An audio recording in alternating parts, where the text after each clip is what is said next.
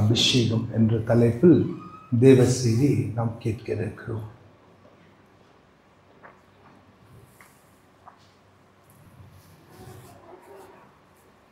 அபிஷேகம் இல்லாத சபை, சபை என்ற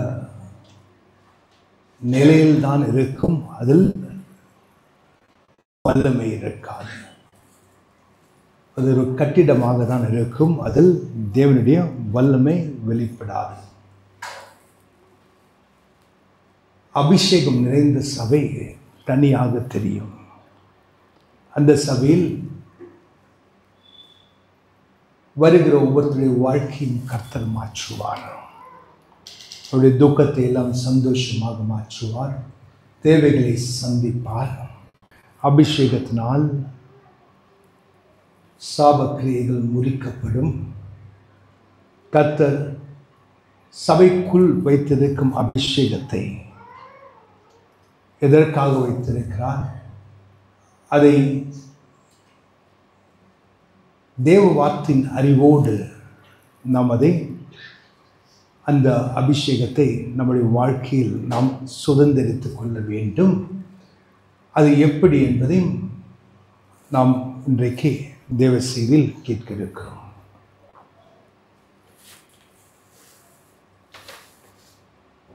முதலாவதாக இந்த அபிஷேகத்துக்கான சோர்ஸ், அதாவது பலம் யார்? நம்முடைய இயேசு கிறிஸ்து. நாம் போன வாரம் தேவ செய்தியில் தியானித்தோம். அப்போஸ்தலர் நடவடிக்கை 10வது அதிகாரம் 38வது வசனத்தில் தேவன் கிறிஸ்து இயேசுவை அபிஷேகத்தினாலும் தேவ ஆவியானுடைய வல்லமையினாலும், அப்போஸ்தலர் நடவடிக்கைகள் 10வது அதிகாரம் 38வது வசனம், நஸ்ரேனாகிய இயேசுவை தேவன் பரிசுத்த ஆவியாலும் வல்லமையோடும் அபிஷேகம் பண்ணினார். அபிஷேகம் பண்ணினார். அதாவது இயேசுவை இந்த பூமியில் இருக்கும்போது தேவன் அவரை அபிஷேகம் பண்ணினார். எதற்காக அபிஷேகம் பண்ணினார்?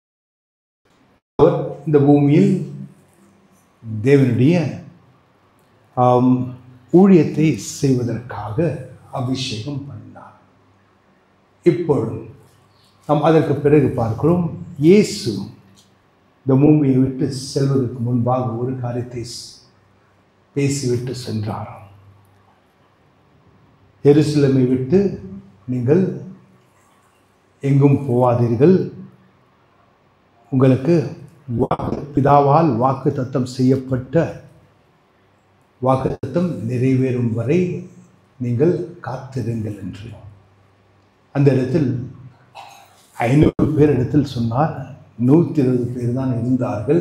இந்த 120 பேர்கள் அந்த ஊழியத்துக்கான அபிஷேகத்தை பெற்றுக்கொண்டார்கள். அதை ஊழியத்திற்காக உபயோகித்தவர்கள் சிலர் தான் அந்த கூட்டத்தில். அதில் உடனடியாக நாம் பார்க்கிறோம், பேதுரும் யோவானையும் பற்றி எந்த வண்ணமாக அவர்கள் உடனடியாக அந்த அபிஷேகத்தில் கிரியை செய்தார்கள். இயேசு செய்த வண்ணமாக, இந்த பூமியில் இருக்கும்போது செய்த வண்ணமான அற்புதங்களை பேதுரும் யோவானும் செய்ய ஆரம்பித்தார்கள் அதே நாளிலிருந்து. அதாவது அபிஷேகத்தை இயேசு அந்த ஊழியத்தை தொடர்வதற்காக அந்த கூட்டத்திற்கு இறக்கிவிட்டார் அவருடைய அபிஷேகத்தை. இன்றைக்கும் அது தொடர்ந்து கொண்டிருக்கிறது. அதே அபிஷேகம் கர்த்தராகிய தேவன் என்ன செய்கிறார்? இயேசு வழியாக இந்த சபை நடத்துவதற்காக போதகர்கள் மீது அவர் அந்த அபிஷேகத்தை ஊற்றியிருக்கிறார். போன வாரம் பார்த்தோம், அந்த அபிஷேகத்தினால் சபையில் இருப்பவர்களுக்கு இருக்கும் நன்மைகளை தியானித்தோம். இதற்கு லூக்கா 4வது அதிகாரம் 18வது வசனத்தில்,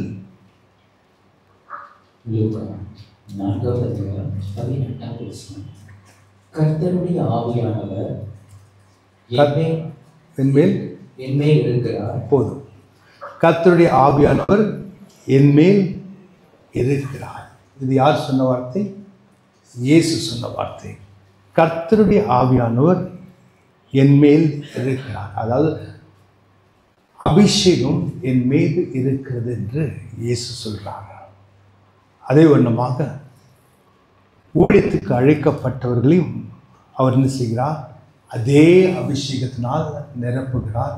கர்த்தருடைய ஆவி அவர்கள் மீது வந்து இறங்கும் போது ஊழியத்திற்கான அபிஷேகம் வந்து இறங்குகிறது. அது எப்போ இறங்கும்? அதற்கான தேர்வு முறை இருக்கிறது. அந்த தேர்வு முறையை கர்த்தராகிய தேவனே செய்து முடிக்கிறார். அதற்கு சில கட்டங்கள் இருக்கிறது. அந்த ஒவ்வொரு கட்டத்திலையும் கர்த்தர் அந்த மனிதனை ஆராய்ந்து பார்க்கிறார். அந்த ஊழியத்திற்கான அந்த தேர்வு முறை அவர்களை கடந்து வர செய்கிறார். அதில் வெற்றி அடைந்தவர்களுக்கு தான் அவர் அந்த அபிஷேகத்தை ஊற்றுவார். நம்முடைய சொந்த சித்தத்தின்படியோ வாஞ்சையினாலோ ஊழியம் செய்ய முடியாது. ஊழியத்திற்கு அழைப்பு இருக்கிறது. அந்த அழைப்பு இருந்தாலும் அதற்கு ஒவ்வொரு கட்டத்திலும் அதற்கு ஒரு தேர்வு முறை இருக்கிறது. அதிலெல்லாம் தேர்ச்சி பெற்ற பிறகுதான் கர்த்தர் சொல்வார், இப்பொழுது வந்து என்னுடைய ஊழியத்தை செய்யென்று. அந்த அழைப்புக்காக காத்திருந்து அதை செய்பவர்கள் வழியாக தான் கர்த்தர் கிரியை செய்வார். அவசரப்பட்டு ஊழியத்திற்கு வந்தாலும் தேவ அபிஷேகம் கிரியை செய்யாது. இந்த இடத்தில் நாம் இந்த அபிஷேகம் இயேசு வழியாக சபைக்கு வந்த அபிஷேகம் எதற்காக இயேசு இந்த அபிஷேகத்தை வைத்திருக்கிறார்? சபையில் இருப்பவர்கள் தேறுவதற்காக, பலப்படுவதற்காக, செழிப்பதற்காக, அவர்களுடைய வெற்றிக்காக கர்த்தர் இந்த அபிஷேகத்தை சபைக்குள் வைத்திருக்கிறார். நாம் எந்த இந்த அபிஷேகத்தினால் நம்முடைய வாழ்க்கையில் நன்மைகள் வர வேண்டுமோ அந்த வார்த்தையின்படி நாம் கிரியைகள் செய்யும் போது அப்பொழுது அபிஷேகம் நம்முடைய வாழ்க்கையில் வெளிப்படும். நாம் இதற்கு எப்ராமுடைய வாழ்க்கையை நாம் அறிந்தால்தான் முதல் விசுவாச மனிதனான எப்ராஹாம் எந்த வகையாக இந்த அபிஷேகத்தை நாடினார், எப்படி அவர் அதை விசுவாசித்தார் என்று பார்க்கும்போது தான் எப்ராமுடைய வளர்ச்சி பற்றியும் செழிப்பை பற்றியும் நாம் உணர முடியும். நம் ஆதியாகமம் 14வது அதிகாரம் 18, 19, 20 என்ற வசனங்களை வாசிக்கும் போது, ஆதியாகமம் 14வது அதிகாரம் வசனங்கள் 18 இலிருந்து 20 வரை. அன்றியும் உன்னதமான தேவனுடைய ஆசாரியனாய் இருந்த சாலமோனின் ராஜாவாகிய மெல்கிசேதேக்கு அப்பமும் திராட்சரசமும் கொண்டு வந்து அவனை ஆசீர்வதித்து வானத்தையும் பூமியையும் உடையவராகிய உன்னதமான தேவனுடைய ஆசீர்வாதம் அப்ராமுக்கு உண்டாவதாக. உன் சத்துருக்களை உன் கையில் ஒப்பு கொடுத்த உன்னதமான தேவனுக்கு ஸ்தோத்திரம் என்று சொன்னான். இவனுக்கு எப்ராம் எல்லாவற்றிலும் தசம பாகம் கொடுத்தான். நாம் எழுந்து நின்று இந்த வார்த்தையை நடத்துவோம். பிதாவே, இந்த வார்த்தையை எங்களுக்காக ஸ்தோத்திரம். உடைய வல்லமையும் அபிஷேகத்தை ஊற்றி ஆவியானவரே நீரே எங்களிடத்தில் இந்த வார்த்தையின் ஆழங்களை வெளிப்படுத்தி எங்களுடைய ஆவியை உடைய சக்தி வார்த்தையினால் பலப்படுத்தி என் வாழ்க்கை வாழ்வதற்காக கிருபையை தாரும். எங்கள் இதயத்தை நாங்கள் திறந்து திறக்கிறோம். உடைய சத்திய வார்த்தை எங்களுக்குள் பிரவேசிப்பதற்காக நாங்கள் விசுவாசத்தோடும் காத்திருக்கிறோம். இயேசு நாமத்தில் பிதாவே, ஆமென், ஆமென், ஆமென், ஆமென்.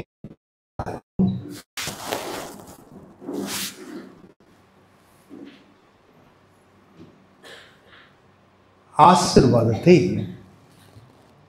பெற்றுக்கொண்டவர் எப்ராஹிம். அழைக்கும் போதே கர்த்தர் அவரை என்ன செய்தார்? ஆசீர்வதித்தார். 12 ஆதியாகமம் 12 1 வரை வாசிக்கும் போது அந்த ஆசீர்வாதத்தை நாம் காண்கிறோம். அந்த ஆசீர்வாதம் நிறைவேறுவதற்காக அபிஷேகம் தேவையாக இருக்கிறது. ஆசீர்வதிக்கப்பட்ட அந்த ஆசீர்வதிக்கப்பட்டவர்கள் என்று மட்டும் அறிந்தால் போதாது. அந்த ஆசீர்வாதம் நம்முடைய வாழ்க்கையில் கிரியை செய்ய வேண்டும் என்றால் அபிஷேகத்தின் வல்லமை நமக்குள் இருக்க வேண்டும். அதற்கு வசனம் இருக்கிறது. அந்த வசனத்துக்கு அன்றியும் உன்னதமான தேவனுடைய ஆசாரியரான இருந்த சாலமன் ராஜா ஆகிய மெல்கிசேதேக் திராட்சரசமும் கொண்டு வந்தார். எப்ராமை சந்திக்கும் போது அவர் ஆசாரியராக இருந்தார். அது தேவனே இன்னும் எபிரேயர் வாசிக்கும் போது அது இயேசுவோடு ஒப்பிடப்பட்டிருக்கிறது. அந்த மெல்கிசேதேக் லேவியருடைய அந்த சந்ததியே எப்ராமிலிருந்தான் வந்தது. எப்ராம், ஈசாக், யாக்கோபுக்கு பிறந்த பிள்ளையில் தான் லேவியர். ஆனால் எப்ராம் அழைக்கப்பட்ட போது அவர் தசமபாகத்தை கொடுப்பதற்கு லேவியர் இல்லை. அதற்காக தான் மெல்கிசேதேக் ஆசாரியர், தேவனுடைய ஆசாரியர். இயேசுவோடு ஒப்பிடப்பட்ட இந்த மெல்கிசேதேக்கை தேவன் அனுப்பினார். இதற்காக அந்த பந்தியை அவருக்கு தருவதற்காக, ஐக்கியத்தை வைத்துக் கொள்வதற்காக. மெல்கிசேதேக் எப்படி வந்தார்? அப்பத்தையும் திராட்சரசத்தையும் எடுத்து வந்தார் எப்ராமுக்கு தருவதற்காக. அதாவது பந்தியில் கலந்து கொள்ளுந்தால்தான் அபிஷேகம் இருக்கும். முதல் புரிந்து கொள்ளுதல், பந்தியில் கலந்து கொள்ளும் போதுதான் அபிஷேகம் நமக்கு இருக்கப்படும். அவனை ஆசீர்வதித்து வானத்தையும் பூமியும் உடையவராகிய உன்னதமான தேவனுடைய ஆசீர்வாதம் அபிராமுக்கு உண்டாவதாக. அதாவது வானத்தின் பூமியும் படைத்த சர்வ வல்ல தேவனுடைய ஆசீர்வாதம் எப்ராமுக்கு உண்டாவதாக. அப்படி என்றால் அதற்கு அர்த்தம் என்ன? அவர் ஆசீர்வதிக்கப்பட்டவன் தான், அவருடைய ஆசீர்வாதம் உண்டாக வேண்டும். அவருடைய வாழ்க்கையில் அது பிரதிபலிக்க வேண்டும். அதற்காக மெல்கிசேதேக் இறங்கி வந்தார். எதை எடுத்துக்கொண்டு? அப்பத்தையும் திராட்சரசத்தையும் எடுத்து அந்த ஆசீர்வதிக்கப்பட்ட அபிராமுடைய வாழ்க்கையில் ஆசீர்வாதம் கிரியை செய்ய வேண்டும், பிரதிபலிக்க வேண்டும் என்று ஒரே நோக்கத்தோடு உன் சத்துருக்களை உன் கையில் ஒப்புக் கொடுத்த உன்னதமான தேவனுக்கு ஸ்தோத்திரம் என்று சொன்னான். மெல்கிசேதேக் சொல்றார், உடைய சத்துருக்களை உங்களுடைய கருத்தில் ஒப்புக் கொடுத்த தேவனுக்கு ஸ்தோத்திரம் என்று. நமக்கு வெற்றியை தருகிற தேவன், பிசாசுடைய வல்லமையை முறித்த தேவன். அவருக்கு நாம் என்ன செய்ய வேண்டும்? ஸ்தோத்திர பலியை எடுக்க வேண்டும். சபைக்குள் வரும்போது ஸ்தோத்திர பலியை எடுக்க வேண்டும். அதை தான் மெல்கிசேதேக் நமக்கு சொல்லித் தருகிறார். இந்த மெல்கிசேதேக் எதுக்கு அப்பத்தையும் திராட்சரசத்தையும் கொண்டு வந்தார்? எப்ராமுடைய ஒரு ரியாக்ஷன், என்ன செய்கிறான் என்று பார்ப்பதற்கு. அவன் அதை கொண்டு வந்த உடனே இவன் என்ன செய்தான்? அபிரகாம் அவனுடைய தசம பாகத்தை மெல்கிசேதேக்கு தந்தான். அதற்கு அர்த்தம் என்ன? எல்லாவற்றிலும் 10 பங்கு. அதற்கு அர்த்தம் என்று அந்த உடன்படிக்கை ஏற்படுத்துவதற்கு அப்பத்தையும் திராட்சரசம் என்று சொல்லும்போது இயேசுடைய சரீரத்தையும் கொண்டு வரும். இந்த தசம பாகம் நம்முடைய சரீரத்திலும் நம்முடைய இரத்தத்தையும் நாம் உழைத்து அதில் வரும் உழைப்பின் பலன்தான் நாம் வாழ்க்கையில் காணும் பெருக்கம், நமக்கு கிடைக்கும் ஊதியம், நம்முடைய இன்கம் எதனால் வருகிறது? நம்முடைய உழைப்பினாலும் நம்முடைய இரத்தத்தை வேர்வையாக மாற்றி சம்பாதிக்கிற பணத்தில் அதில் 10 பங்கை நாம் கர்த்தராகி தேவனுக்கு தசமாக போதுதான் அந்த இடத்தில் ஐக்கியம் பரிபூர்ணப்பட்டது. ஐக்கியத்தை உண்டாக்க மெல்கிசேதேக்கு வந்தார். இந்த ஐக்கியத்தை அவர் கற்றுக்கொள்வதற்காக அவருடைய தசமமாக, அதற்கு பிறகுதான் அந்த ஐக்கியம் உண்டானது. அவருடைய அபிஷேகத்தை மெல்கிசேதேக்கு என்ன செய்தார்? அவருடைய அபிஷேகத்தை எபிரகாமுக்கு ஊற்றினார். எதற்காக? ஆசீர்வதிக்கப்பட்ட எபிரகாமுடைய வாழ்க்கையில் என்ன சொல்லப்பட்டிருக்கிறதோ அந்த ஆசீர்வாதம் முழுமையாக வெளிப்படுவதற்காக, எந்த குறையும் இல்லாமல் முழுமையாக வெளிப்படுவதற்காக அந்த ஐக்கியம் தேவை இருக்கிறது, அந்த உடன்படிக்கை தேவை இருக்கிறது. அந்த உடன்படிக்கையை ஏற்படுத்துவதற்காக தான் எபிரகாம் இந்த அப்பத்தையும் திராட்சரசத்தையும் எடுத்து வந்தார். சொல்லிக்கொண்டே வந்தார். வானத்தின் பூமி படைத்த சர்வ வல்ல தேவனால் ஆசீர்வதிக்கப்பட்ட எபிரகாமுக்கு இந்த உடன்படிக்கையை ஏற்படுத்துவதற்காக அவர் அப்பத்தையும் திராட்சரசத்தையும் கொண்டு வந்தார். எபிரகாம் இதற்கு முன்பாக அறியவில்லை என்றால் அவருக்குள் தேவன் ஒரு உணர்வை தந்தார். நீ எப்போது எடுத்துக்கொண்ட எல்லா காரியத்திலும் ஒரு 10 பங்கு நீ இதை கொடுத்தால்தான் உன்னுடைய உடன்படிக்கை உறுதியாகும் என்று சொல்லி உடனடியாக அந்த 10 பங்கை கொடுத்து அந்த உடன்படிக்கை உறுதியானது. ஏன் மெல்கிசேதேக்கு அந்த 10 பங்கு கொடுத்தார் என்பதை எபிரேயர் வாசிக்கும் போது அதற்கு பார்க்கலாம். எபிரேயர் 7வது அதிகாரம் 6-7 என்ற வசனத்தை வாசிக்கும் போது, எபிரேயர் 7வது அதிகாரம் வசனங்கள் 6 மற்றும் 7.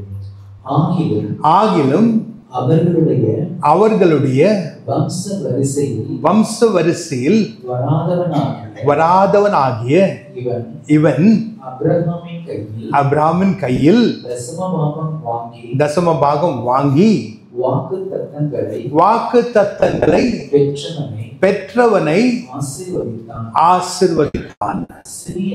சிறியவன் பெரியவனாலே ஆசீர்வதிக்கப்படுவான். அதற்கு சந்தேகம் இல்லை.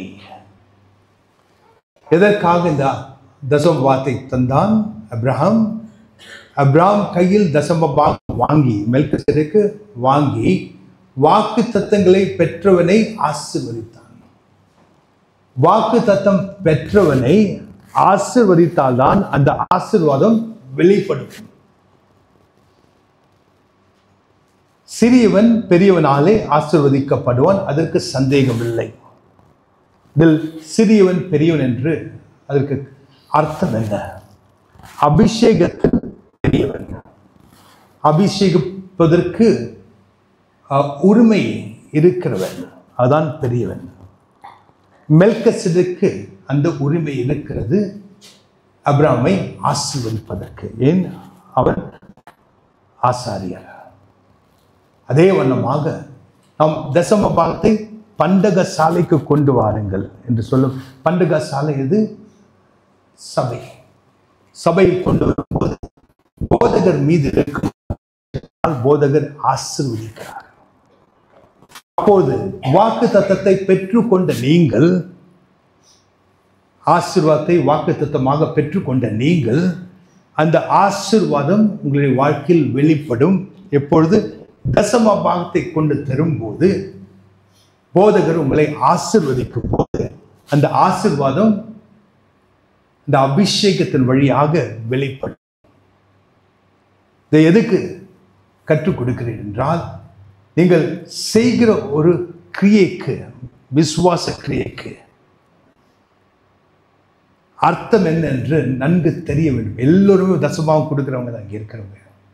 ஆனால் உங்களுக்குள்ள ஒரு ஆவிக்குரிய அறிவு வேணும். நான் இதை செய்யும் போது நான் உடன்படிக்கைக்குள் பிரவேசிக்கிறேன். பாஸ்டர் ஆசீர்வதிக்கும் போது அந்த ஆசீர்வாதத்தினால் எனக்கு வாக்கு தத்தம் செய்யப்பட்டு நான் பெற்றுக்கொண்ட அந்த ஆசீர்வாதங்கள் எனக்கு என்னுடைய வாழ்க்கையில் வெளிப்படுகிறது. ஏன்? சிறியவன் பெரியவனாலே ஆசீர்வதிக்கப்படுகிறான். அபிஷேகத்தில் பெரியவன் போதகர்.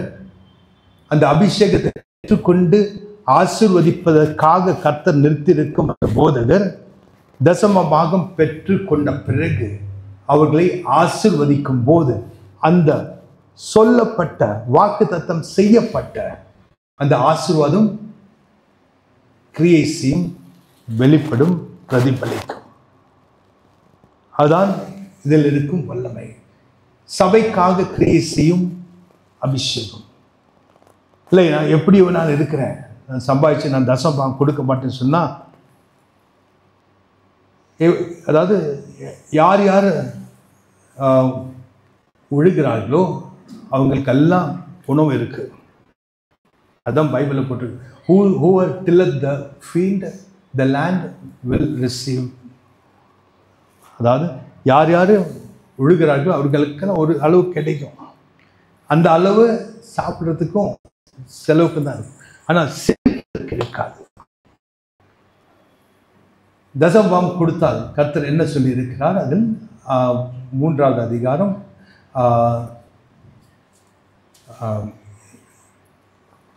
11-12 வாசிங்க. இது படிச்சுட்டாங்க.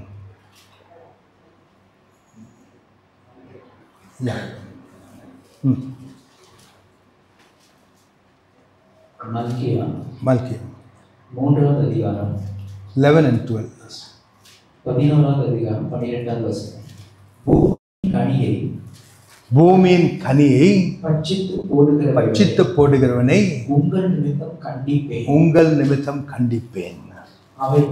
அவைகள் உங்கள் நிலத்தில் பலனை அழிப்பதில்லை. வெளியில் உள்ள திராட்சை கொடி பழம் இல்லாமலும் போவதில்லை என்று சேனையின் கர்த்தர் சொல்லுகிறார். அப்பொழுது எல்லா ஜாதிகளும் உங்களை பாக்கியவான், ஆசீர்வதிக்கப்பட்டவர்கள் என்று சொல்வார்கள். ஹல்லேலூயா. அதாவது ஆசீர்வாதம் வெளிப்படும் பிறர் பார்க்கிற வண்ணமாக. எப்படி அந்த ஆசீர்வாதம் வெளிப்படும்? 10வது வசனத்தில்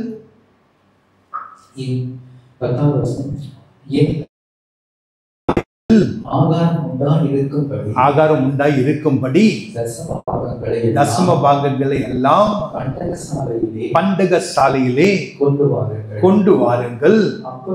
அப்பொழுது நான் வானத்தின் பலகணிகளை திறந்து இடம் கொள்ளா மட்டும் போக மட்டும் உங்கள் மேல் ஆசீர்வாதத்தை வர்ஷிக்க பண்ண மாட்டேனா என்று அதனால் என்னை சோதித்து பாருங்கள் என்று சேனையின் கர்த்தர் சொல்லுகிறார். வானத்தின் பலகைகளை திறந்து இடம் கொள்ளா அளவுக்கு ஆசீர்வாதத்தை அவர் வெளிப்படுத்துவார். ஏன்? ஆசீர்வாதத்தை நாம் பெற்றுக்கொண்டவர்கள், ஆசீர்வதிக்கப்பட்டவர்கள். ஆபிரகாமுடைய ஆசீர்வாதம் நம்முடைய வாழ்க்கையில் இருக்கிறது. அப்படி இருந்தாலும் அந்த ஆசீர்வாதம் வெளிப்பட வேண்டும் என்றால் தசம பாகத்தை கொடுக்கும் போதுதான் அந்த ஆசீர்வாதம் வெளிப்படும்.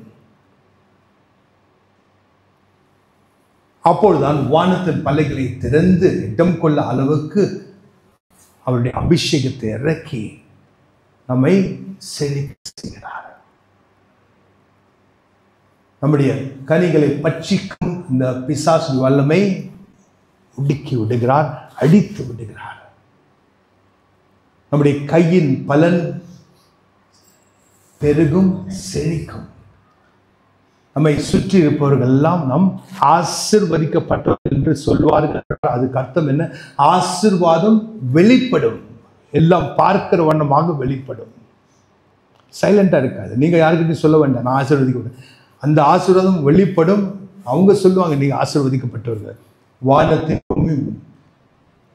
சிருஷ்டித்த சர்வ வல்ல தேவனால் ஆசீர்வதிக்கப்பட்டவர்கள் இவர்கள் என்று ஹல்லேலூயா சொல்லுவார்கள். இதுதான் அபிஷேகத்தின் வல்லமை. இதுதான் சபைக்குள் இருக்கும் ஒரு பெரிய ரகசியம். பாகத்தில் இருக்கும் ஒரு அபிஷேகத்தை நாம் எப்படி பெற்றுக்கொண்டு அது எப்படி நம்முடைய வாழ்க்கையில் செய்யும் என்பதை நாம் இந்த வசனங்களிலிருந்து நாம் அறிந்து கொண்டோம். அடுத்தபடியாக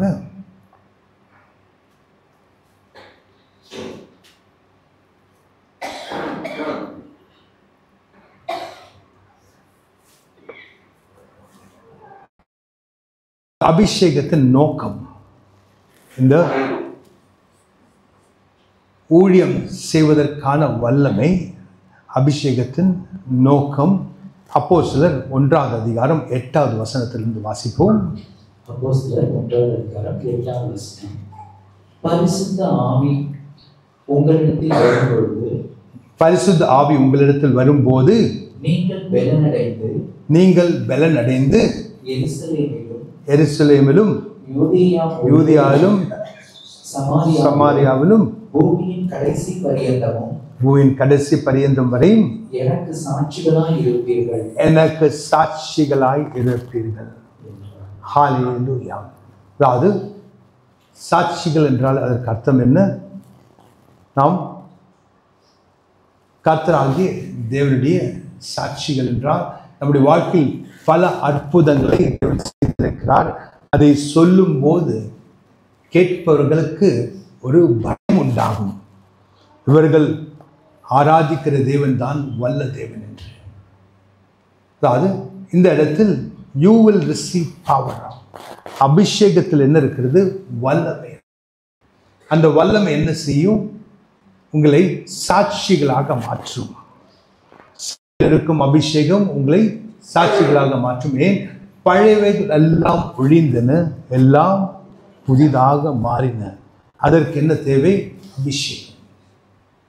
எல்லா பழையவைகள் எல்லாம் இப்போ திரும்பி பார்த்தா கூட தெரிய போகுது. நீங்கள் ஒரு 3 வருஷம் 4 வருஷம் கர்த்தருக்குள்ளே இருந்தாலே பழையவைகள் எல்லாம் ஒழிந்தன, எல்லாம் புதிதாக மாறின. அடையாளமே தெரியாத அளவுக்கு கர்த்தர் மாற்றுவார். நம்மை உள்ளிலிருந்து புறம்பாக மாற்றுவார். நம்முடைய சுற்றுப்புறத்தை மாற்றுவார். நம்முடைய பொருளாதாரத்தை மாற்றுவார். நம்முடைய குடும்பத்தில் ஒரு மாற்றத்தை கொண்டு வருவார். ஏன்? அபிஷேகத்தினால், அவருடைய வல்லமையினால், நம்முடைய வாழ்க்கையில் அற்புதங்களை செய்வதனால் கர்த்தர் நம்முடைய வாழ்க்கையை மாற்றுவார். இதற்காக நாம் அபிஷேகத்தை பெற்றுக்கொள்கிறோம். சபையில் நாம் அபிஷேகத்தை பெற்றுக்கொள்ளும் போது அபிஷேகத்தினால் நம்முடைய வாழ்க்கையில் எல்லாமே பழையவைகள் எல்லாமே ஒழிந்தன, எல்லாம் புதிதாக மாறின என்று சொல்லத்தக்க அளவுக்கு கர்த்தர் மாற்றுகிறார். 3வது காரியத்திற்கு செல்வோம். இந்த அபிஷேகம் நம்முடைய சபைக்குள் பொழிய வேண்டும் என்றால், அது தடையில்லாமல் ஒழுக வேண்டும் என்றால் அதுக்கு என்ன தேவை? பரிசுத்தம், ஆவியில் ஒற்றுமை. பரிசுத்தத்திலும் ஆவியில் ஒற்றுமையோடும் சபையோடு எல்லாம் கூடி ஒரே மாதிரி இருந்தால் அந்த அபிஷேகம் ஒவ்வொருத்தருக்குள்ளும் நிறைவாக ஒழுகும். இதில் சங்கீதம் 133 அதிகாரம் 1, 2 என்று வசனங்களை வாசித்து அறிந்து கொள்வோம். சங்கீதம் 133 அதிகாரம் வசனங்கள் 1 மற்றும் 2. இதோ இதோ சகோதரர் ஒருமித்து வாசம் பண்ணுகிறது. சகோதரர் ஒருமித்து வாசம் பண்ணுகிறது. எத்தனை நன்மையும் எத்தனை நன்மையும் எத்தனை இன்பமுமான எத்தனை இன்பமுமாய் இருக்கிறது.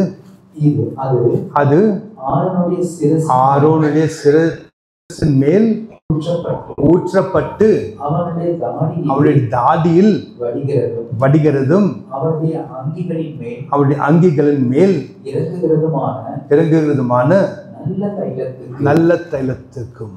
அதாவது ஒழுகிறது என்றால் தடை இல்லாமல் ஒழுகிறது. அது எதனால் ஒழுகிறது? அந்த அபிஷேகம் உச்சன் தலை இந்த உள்ளங்கால் வரையும் அபிஷேகம் இறங்குன்னா நம்முடைய வாழ்க்கையில் எந்த ஒரு சண்டை சச்சரவு இருக்கக்கூடாது. சமாதானத்தோடு இருக்க வேண்டும். ஆவில் ஒற்றுமையோடு இருக்க வேண்டும். ஒருமித்து வாசம் செய்வது எத்தனை நன்மை, எத்தனை இன்பமானது. ஒருமித்து வாசம் செய்வது, அதாவது பரிசுத்தத்திலும் ஆவில் ஒற்றுமையோடும் நாம் ஒரு வாசம் செய்யும்போது, சகோதரருக்குள் வாசம் செய்யும்போது, இவங்களை எனக்கு பிடிக்கல, இவங்க முகத்தை கூட பார்க்கணும், சபைக்கு வந்தால் முகத்தை திருப்பிக்கிறது, ஒரு பிரைஸ் லார்ட் சொல்லப்படுறது மனசு இல்லை. ஏன்? மனசுக்குள்ள கரை இருக்குது. இந்த கரை இருக்கும்போது அபிஷேகம் இறங்குவதற்கு தடை இருக்கிறது. உங்களுடைய இதயத்தை முழு காவலோடு காத்து, அதிலிருந்துதான் ஜீவ ஊற்று புறப்படுகிறது என்று நாம் நீதிமொழிகள் 4வது வசனத்தில் வாசிக்கிறோம். உங்களுடைய இதயத்தை முழு காவலோடு காத்து கொள்ளுங்கள், அதிலிருந்துதான் ஜீவ ஊற்று புறப்படுகிறது. ஜீவ ஊற்று என்றால் நம்முடைய வாழ்க்கைக்கு தேவையான ஊற்று, அபிஷேகம். அந்த ஊற்று இதயத்திலிருந்து புறப்பட்டு வேண்டும். இதயத்திற்குள் அபிஷேகம் தங்குவதற்கு ஒரு நல்ல ஒரு இடமாக காணப்பட வேண்டும். அந்த இடம் சமாதானத்தோடும் பரிசுத்தத்தோடும் இருக்கும்போதுதான் அபிஷேகம் தங்கும். அந்த அபிஷேகம் நமக்குள் இருந்து ஓடும்போது எதை செய்தாலும் அது ஆசீர்வாதமாக இருக்கும்.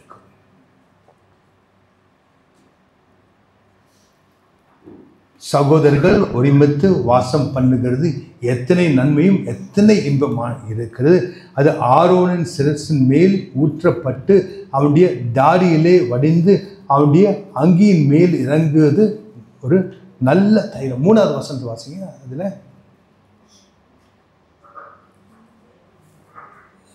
சங்கீதம் 133 3வது வசனம். எர்மோன் மேலும் சீயோன் பர்வதங்கள் மேலும் இறங்கும் பனிக்கு ஒப்பாய் இருக்கிறது. அங்கே கர்த்தர் என்றென்றைக்கும் ஆசீர்வாதத்தையும் ஜீவனையும் கட்டளையிடுகிறார். இங்கே அந்த அபிஷேகம் தங்கும் இடத்தில் கர்த்தர் என்ன செய்கிறார்? ஆசீர்வாதத்தையும் ஜீவனையும் கட்டளையிடுகிறார். ஏன்? பரிசுத்தத்தினாலும் ஆவில் ஒரே ஆவியோடு ஒருமைப்பாட்டோடு இருக்கும்போது அதனால் அந்த அபிஷேகம் தங்கி இருக்கும். அந்த இடத்தை கர்த்தர் என்ன செய்கிறார்? ஆசீர்வாதத்தினாலும் ஜீவனாலும் அது நிரம்புவதற்காக அவர் கட்டளை இடுகிறார். ஜீவன் என்றால் மரித்த நிலை எதிலும் இருக்காது. எந்த இடத்திலும் மரித்த நிலை இருக்காது. எல்லாத்திலும் பொருளாதாரத்தில் முக்கியமாக செழிக்க வேண்டும் என்றால், ஜீவன் வர வேண்டும் என்றால் பரிசுத்தத்தோடும் எவ்வளோ பரிசுத்தத்தோடு இருக்க முடியுமோ அவ்வளோ பரிசுத்தத்தோடு இருக்க, எவ்வளோ சமாதானத்தோடு இருக்குமோ அவ்வளோ சமாதானத்தோடு இருங்க. ஒவ்வொருத்தரும் அடி கடந்து சென்று கொண்டிருக்கிறார்கள். நமக்கு முடிந்த அளவுக்கு எல்லா அவருடைய கிருபையினால எவ்வளோக்கு எவ்வளோ முயற்சி செய்து நம்ம நடக்க முடியுமோ அவ்வளோ அடுத்த கட்டத்துக்கு போகும். கர்த்தர் நமக்குள் அபிஷேகத்தை ஊற்றுகிறார், ஒரு கட்டளை இடுகிறார். ஆசீர்வாதத்தையும் ஜீவனையும் அந்த இடத்தில் கட்டளை இடுகிறார். ஹல்லேலூயா. ஒரு காரியத்தை நன்றாக புரிந்து கொள்ளுங்கள். வீட்டிற்குள் கணவன் மனைவிக்குள் ஏதாவது சண்டை சச்சரவு இருந்தால் ஒரு காரியத்தை அறிந்து கொள்ளுங்கள். அதில் கணவன் அந்த வார்த்தையை விசுவாசிக்கவில்லை என்றால், அவர் விசுவாசியாக இருந்தும் விசுவாசிக்கவில்லை என்றால், அது செய்கையின் வழி, அவருடைய வழி நடத்துவதன்படி அவர்களுடைய பிஹேவியர் பேட்டர்ன், அதாவது அவர்கள் செயல்முறையில் அவர்கள் என்ன செய்ய வேண்டும், அவர்கள் கர்த்தராகிய தேவனுடைய வார்த்தையின்படி காரியங்களை செய்கிறார்கள் என்று கணவன் அறிந்து கொள்ளுகிற அளவுக்கு அவர்கள் நடந்து கொள்ள வேண்டும். அது அன்பினாலும் சாந்த குணத்தினாலும். இது இருந்தால் அந்த இடத்தில் இருக்கும் பிசாசுடைய வல்லமை முறிந்து போகும். அதே வண்ணமாக மனைவி ஒரு மாதிரி இருக்கா, கணவன் தேவனுக்குள் வார்த்தைக்குள் இருக்க, கணவன் என்ன செய்ய வேண்டும், சபையை அவர் எந்த வண்ணமாக அன்பு செய்கிறாரோ அதே வண்ணமாக அன்பு செய்ய வேண்டும் மனைவியை. எப்படி? Sacrificial love. நம்ம எவ்வளோ மோசமானவர்கள் இருந்தும் நம்மை அன்பு செய்து அவர் நம்மை அழைத்து கொண்டார். சபையை எப்படி இயேசு அன்பு செய்கிறாரோ அதே வண்ணமாக கணவன் மனைவியை அன்பு செய்ய வேண்டும். அவர்கள் தவறுகளை பார்க்காமல் அந்த பலி இடும் அந்த அன்பு, சாக்ரிஃபைஷியல் லவ் வெளிப்படுத்த வேண்டும். அன்பே செய்ய முடியாதுன்னு சொன்னாலும் கர்த்தர் கட்டளை என்ன? அன்பு செய்யும். மனைவி இவருக்கு கீழ்ப்படிய முடியாது என்று சொன்னாலும் கர்த்தர் வார்த்தையின்படி கீழ்ப்படிய வேண்டும். அதான் மீக் அண்ட் குவைட் ஸ்பிரிட். 1 பேதுரு 3வது அதிகாரம் 3வது வசனம் வாசிக்கிறோம். நீ எந்த ஆபரணத்தை அறிந்து கொண்டாலும் அதையெல்லாம் பெருசாக கர்த்தர் அதில் எந்த கவனத்தையும் திருப்ப மாட்டார். ஆனால் ஒரு ஆபரணம் என்ன இருக்கு? அதுதான் சாந்த குணமும் அமைதியான ஒரு ஆவியும். வாசிங்க. 1 பேதுரு 3வது அதிகாரம் 3வது வசனம். 3வது வசனம் வாசிங்க. இல்லை, குவைட் அண்ட் மீக் ஸ்பிரிட், அது மட்டும். 4வது வசனம். அழியாத அலங்கரிப்பாக இருக்கிற சாந்தமும். அழியாத அலங்காரம். நம்ம என்ன அலங்காரம் செய்தும் பிரயோஜனம். அழியாத அலங்காரம் என்னது? சாந்தமும் அமைதியுள்ள ஆவி. அது போதும். சாந்தமும் அமைதியான ஆவியும் தான் அழியாத அலங்காரம். அந்த அலங்காரத்தோடு இருக்கும்போது எவ்வளவுதான் வெறுப்பு இருந்தாலும் சரி, அந்த இடத்துல சண்டை சச்சரவு இருந்தாலும் சரி, மனைவி காண்பிக்கும் அன்பினால் இந்த பிசாசு வெளிப்படும். அதே வண்ணமாக கணவன் மனைவி அடங்கவில்லை, கீழ்ப்படியவில்லை என்று சொன்னால், எப்படி இயேசு அன்பினால் நம்மை கீழ்ப்படுத்தி வைக்கிறாரோ அதே வண்ணமாக அந்த மனைவிக்கு அன்பை காண்பிக்கும் போது தானாக கீழ்ப்படுதல் வந்துவிடும். ஹல்லேலூயா. குறை சொல்லி 4 பேர்கிட்ட அவர்களை பற்றி சொல்லி விமர்சித்து பிரயோஜனம் இல்லை. நாம் கர்த்தருடைய தேவனுடைய வார்த்தையின்படி செயல்படும் போது காரியங்கள் செழிக்க ஆரம்பிக்கும். அபிஷேகத்தினால் இந்த நேரத்தில் என்ன இறங்குகிறது? இந்த இடத்தில் அபிஷேகம் இறங்குகிறது. ஆவியில் ஒரு மனப்பாட்டு இறங்குகிறது. பரிசுத்தம் இறங்குகிறது. அந்த இடத்தில் தேவன் இருப்பார். இந்த இடத்தில் பிசாசுக்கு இடம் இல்லை, இந்த சண்டை சச்சரவுக்கு இடம் இல்லை. இந்த இடத்தில் கர்த்தராகிய தேவனே நம்முடைய அந்த பிசாசுடைய வல்லமை ஓட்டுவார். இதற்கு கணவன் தவறு செய்யவில்லை, மனைவி தவறு செய்யவில்லை. இவர்களை 2 பேரும் உந்துகிறது யார்? பிசாசானவன். அதை யாராவது ஒருத்தராவது அறிந்து கொண்டு அவர்களுடைய பாகத்தை சரியாக செய்தால் அவர்கள் வழியாக கர்த்தர் அந்த பிசாசுடைய வல்லமை முறிப்பதற்கு நீங்கள் உதவியாக இருக்கிறீர்கள். ஹல்லேலூயா. இதுதான் ஆலோசனை, இந்த வண்ணமான பிரச்சனைகள் வீட்டில் இருந்தார். நான்காவதாக இம்பேக்ட் ஆஃப் த அனாயிண்டிங், அபிஷேகத்தினால் வரும் ஒரு நம்முடைய வாழ்க்கையில் உண்டாகும் ஒரு நன்மைகள். ஹல்லேலூயா. எதற்காக அபிஷேகம் இறங்க வேண்டும்? ஐசையா 10வது அதிகாரம் 24, 27 என்ற வசனங்களை தனித்தனியாக வாசிங்க. ஏசாயா 10வது அதிகாரம் வசனம் 24. ஆகையால் சியோனில் வாசமாய் இருக்கிற என் ஜனமே அசீரியனுக்கு பயப்படாதே, அதாவது பிசாசுக்கு பயப்படாதே. அவன் உன்னை கோலால் அடித்து எகிப்தியர் உலகத்தானை போல் தன் தண்டாயுதத்தை உன்மேல் ஓங்குவான். 27வது வசனம். அந்நாளில் உன் தோளில் என்று அவன் சுமையும் உன் கழுத்திலிருந்து அவன் நுகமும் நீக்கப்படும். அபிஷேகத்தினால் நுகம் முறிந்து போகும். ஹல்லேலூயா. அதாவது அபிஷேகம் எதற்காக இறங்கும்? பிசாசுடைய வல்லமை முறிப்பதற்காக. அவனை பயப்படாதே என்று கர்த்தர் சொல்லுகிறார். அவனுடைய சுமையும் அவனுடைய நுகமும் முறிப்பதற்கு எதை கர்த்தர் அனுப்புகிறார்? அபிஷேகத்தினால். அபிஷேகத்தினால் நுகம் முறியும். தோளில் சுமை, கழுத்தில் நுகம். நுகம் என்றால் அந்த பக்கம் இந்த பக்கம் திரும்ப முடியாது, அப்படியே தான். சிறை பிடித்தால் அந்த நுகத்தை போடுவார்கள் அந்த காலத்தில். இப்போ கூட கழுத்திலிருந்து சங்கிலி கட்டி அப்படி வச்சுருப்பாங்க பெரிய பெரிய குற்றவாளிகளை. ஆனால் பிசாசு என்ன செய்கிறது? சில விசுவாசிகளே அவர்களுடைய வாழ்க்கை சரியில்லாததினால் பிசாசு அந்த கிரியைகளை செய்து கொண்டிருக்கிறான். ஆனால் அவனுக்கு பயப்படாதே.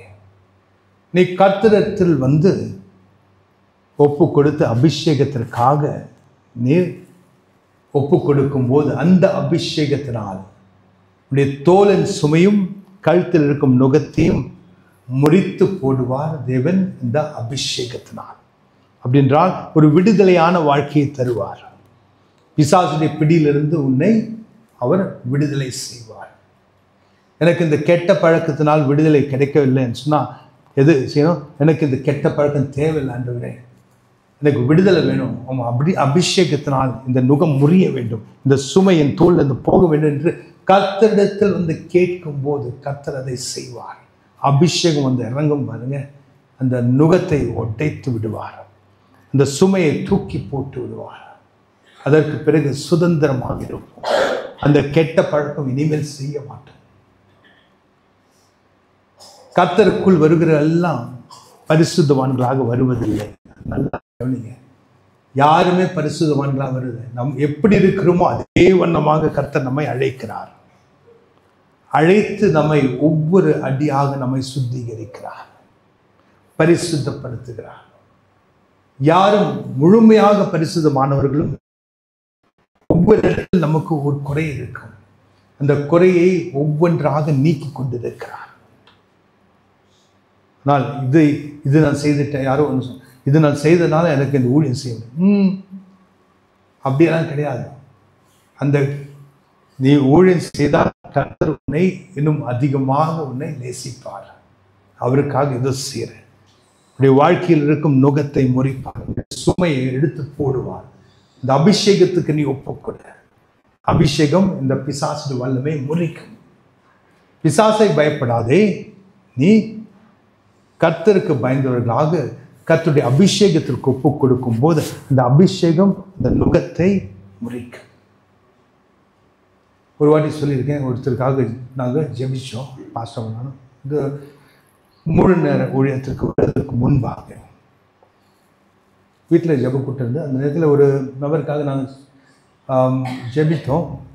காரில் போகும்போது அந்த நபருடைய வாழ்க்கையில் ஒரு கெட்ட பழக்கம் சொல்லி ஜெபித்து முடிக்கும். ஆனால் முடிக்கும் போது அந்த பிசாசு ஓடி போகிறது. ஆனால் அந்த பிசாசு அந்த குரங்க மாதிரி காமிச்சு அவருடைய வாலை இந்த நபர் பிடிச்சுன்னு இருக்கார். அது ஓடின்னு இருக்கு. ஆனால் அதை ஓட விடாமல் இவர் பிடிச்சுன்னு இருக்கார். அதுக்கு அர்த்தம் என்ன? இந்த கெட்ட பழக்கத்தை விட்டு கொடுக்கறதுக்கு அவருக்கு மனசு இல்லை. அப்படி இருக்கிறவர்களை விடுதலை செய்ய முடியாது. ஒப்பு கொடுக்கிறவர்களை தான், எனக்கு இந்த விடுதலை வேண்டும் என்று ஒப்பு கொடுக்கிறவர்களை தான் அந்த அபிஷேகத்தினால் அந்த நுகம் விரிந்து இந்த சுமையை அகற்றி அந்த இடத்தில் கர்த்தர் விடுதலை தருவார். அதற்கு முதல் நாம் என்ன செய்ய வேண்டும்? ஒப்பு கொடுக்க வேண்டும். தேவன் எனக்கு இந்த விடுதலை வேண்டும் என்று ஒப்பு கொடுக்க வேண்டும். அதற்காக தான் கர்த்தர் இடத்தில் வருகிறோம். எல்லாம் பரிசுத்தமான பிறகு நான் கர்த்தர் எடுத்து வரேன்னா யாரும் வர முடியாது. ஒரு நபர் கூட வர முடியாது. நம்ம எப்படி இருக்குமோ அதே வண்ணமாக வரும்போது தான் கர்த்தர் நம்மை படிப்படியாக நம்மை சுத்திகரித்து பரிசுத்தமாக்கி கொண்டிருக்கிறார். ஹல்லேலூயா. கடைசியாக இந்த அபிஷேகத்தை நாம் தொடர்ந்து நம்முடைய வாழ்க்கையில் ஓட விட வேண்டும் என்றால் 1 தெசலோனியர் 5வது அதிகாரம் 19வது வசனத்தை வாசித்து முடித்துக் கொள்வோம். 1 தெசலோனியர் 5வது அதிகாரம் 19வது வசனம். ஆவியை அவித்து போடாதிருங்கள். அவித்து போடாதுன்னா அது எரியிற ஒரு கேண்டில், அதாவது ஒரு விளக்கு. அதை நாம் அமிழ்த்துச்சுன்னா அது போயிடும், அது ஆஃப் ஆகிடும்ல. அதுமாரி நமக்குள் இருக்கும் ஆவியானவரை நாம் அவித்து போடாமல் இருந்தால் அதை அவரை என்ன செய்கிறோம்? அந்த லைட்டை ஆஃப் பண்ணுற அளவுக்கு நாமே செயல்படுகிறோம். அது எதனால்? ஏன், எப்படி நாம் ஆவியை அவித்து? இதற்கு 2 முக்கியமான காரியங்களை அறிந்து கொள்ள வேண்டும். ஒன்று வாயினால், இன்னொன்று வாயினால் பேசுகிற வார்த்தை, மோசமான வார்த்தை, அழிவை கொண்டு வரும் வார்த்தை, தேவ வார்த்தைக்கு புறம்பான வார்த்தை, அவிசுவாச வார்த்தை, இதையெல்லாம் பேசும்போது என்ன நடக்கும்? நமக்குள் இருக்கும் அபிஷேகம் லீக் ஆகிவிடும், வெளியே போய்விடும். அதுக்கப்புறம் நம்ம அபிஷேகம் இல்லாமல் வெறுமையாக இருப்போம், எம்டியாக இருப்போம். இன்னொன்று இதயத்தை முழு காவலோடு காத்துக்குள் என்று வாசித்த பொழுது அந்த இதயத்திற்குள் ஏதாவது கசப்புணர்ச்சியோ, வெறுப்புணர்ச்சியோ, பொறாமையோ, தேவனுக்கு பிடிக்காத காரியங்கள் இருந்தால் அந்த இடத்தில் அபிஷேகம் தங்க முடியாது. இந்த வாயை நாம் சுத்தமாக வைத்துக் கொள்ள வேண்டும், இதயத்தை சுத்தமாக வைத்துக் கொள்ள வேண்டும். அப்பொழுது நமக்குள் ஆவியானவருடைய அபிஷேகம் நிரம்பிக் கொண்டே இருக்கும். அது நமக்காக கிரியை செய்யும். அபிஷேகம் நமக்காக கிரியை செய்யும். அபிஷேகம் என்பது என்னது? எம்பவர்மெண்ட், அதாவது பலப்படுத்துவது. நம்மை பலப்படுத்துவதற்காக தான் அபிஷேகம். பூமியில் எந்த காரியத்தை செய்ய வேண்டும் என்றாலும் நம்முடைய பலத்தினால் செய்ய முடியாது. நமக்கு தோல்விதான் வரும். பலத்தினாலும் அல்ல, பராக்கிரமத்தினாலும் அல்ல, என்னுடைய ஆவியினால் கூடும். அப்படி என்றால் என்னுடைய அபிஷேகத்தினால் கூடும். உங்களுடைய பலத்தினாலும் பராக்கிரமத்தினாலும் அல்ல, கர்த்தராகிய தேவனுடைய அபிஷேகத்தினால் எதை வேண்டும் என்றாலும் செய்யக்கூடும். The impossible becomes possible. முடியாதவை எல்லாம் முடியும் என்று சொல்வதற்கு நமக்குள் இருக்கும் அபிஷேகம் போதும். அதாவது யாராவது இது முடியாதுன்னு சொல்லலாம், நான் சொல்லுவேன், எனக்கு முடியாது என்ற ஒரு வார்த்தை என்னுடைய டிக்ஷனரியில் கிடையாது. எனக்கு எல்லாம் முடியும். ஹல்லேலூயா, எல்லாம் முடியும். ஹல்லேலூயா. அதற்கு கர்த்தர் நமக்கு வல்லமையை தந்திருக்கிறார். முடியாதுன்னு சொல்வதற்கு நாமே அந்த கதவை மூடிக்கொள்ளுகிறோம். எந்த தருணத்திலும், எந்த நேரத்திலும், எந்த பிரச்சனையிலும், எந்த சவால்கள் மத்தியிலும் நாம் அந்த இடத்தில் நமக்கு முடியும். அபிஷேகத்தினால் முடியும். நம்முடைய பலத்தினால் அல்ல, நம்முடைய பராக்கிரமத்தினால் அல்ல, அபிஷேகத்தால். ஹல்லேலூயா. நமக்கு எல்லாம் செய்கிறதற்கு கர்த்தர் என்ன செய்கிறார்? அவருடைய வல்லமை தருகிறார். ஹல்லேலூயா. அந்த வல்லமை தான் அபிஷேகம். இந்த அபிஷேகத்தின் வல்லமை நாம் அவித்து விடக்கூடாது. வாயில் வருகிற தவறான வார்த்தையும் இதயத்தில் இருக்கும் தவறான எண்ணங்களும் தான் இதை அவித்துவிடும். இதை மட்டும் நாம் பார்த்து கொண்டால் இந்த காரியத்தை, அதாவது யார் எவ்வளோ மோசமாக இருந்தாலும் அவங்கள அன்பு செய்யறதுக்கு முயற்சி செய்யல. ஏன்னா அவங்கள ஏதாவது நம்ம தூஷணம் சொல்லியோ ஏதாவது வெறுப்பு இருந்தால் அது அவங்களுக்கு பிரச்சனை கிடையாது, அது நமக்கு தான் பிரச்சனை. நமக்குள் இருக்கும் அபிஷேகம் தான் அவித்து போடுகிறோம்.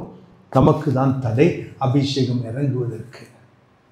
அதனால் இந்த காரியத்திலும் விலக்கலாய் நாம் இருக்கும்போது அபிஷேகம் நமக்கு நிரப்பிக் கொண்டே இருக்கும். நம்மால் கூடாத காரியம் எதுவும் இருக்காது. ஹல்லேலூயா. இன்றைக்கு நாம் சபைக்காக கிரியை செய்யும் அபிஷேகத்தை பற்றி தியானித்தோம். இதில் நோட்ஸ் எடுத்திருந்தால் இதை திருப்பி அதை தியானிங்க. இல்லைன்றால் ஆன்லைனில் யூடியூப்பில் இருக்கும், ஃபேஸ்புக்கில் இருக்கும். போய் வீட்டில் கேட்டுட்டு திருப்பியும் அதில் செயல்படுவதற்கு நாம் முழு முயற்சி செய்து கொள்வோம். இந்த அபிஷேகத்தின் வல்லமை அறிந்து கொண்டவர்கள் பெரிய காரியங்களை செய்வார்கள். ஹல்லேலூயா. அவர்களால் முடியாத காரியங்கள் ஒன்றும் இல்லை. நீங்கள் நன்றாக செழிப்பீர்கள். உங்களின் வாழ்க்கையில் ஆசீர்வாதம் அலை மோதி ஓடும். ஹல்லேலூயா. நாம் எழுந்து நிற்போம். பிதாவே ஸ்தோத்திரம் ஐயா. உடைய வல்லமையான வல்லதினம் ஆக்கிரம காரியங்களை செய்யும்